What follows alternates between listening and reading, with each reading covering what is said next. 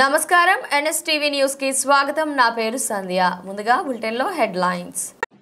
ఎల్లారెడ్డి నుండి రుద్రారం వైపు ప్రయాణిస్తున్న ప్యాసింజర్ ఆటోను డివైడర్ పక్క నుంచి అకస్మాత్తుగా వచ్చిన ఎక్సెల్ ద్విచక్ర వాహనం ఢీకొట్టింది.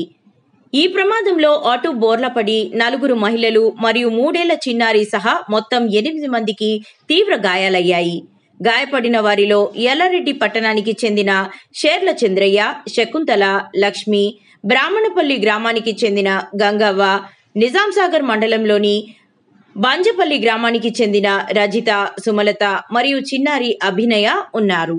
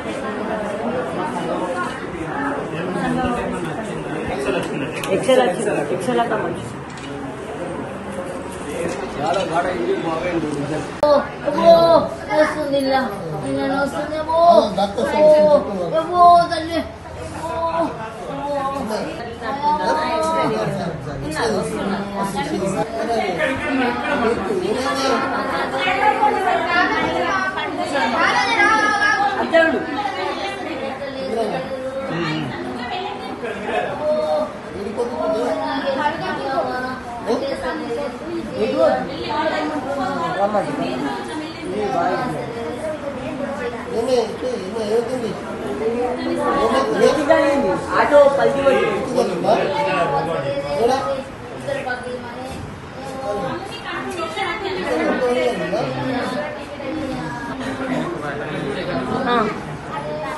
వెంటనే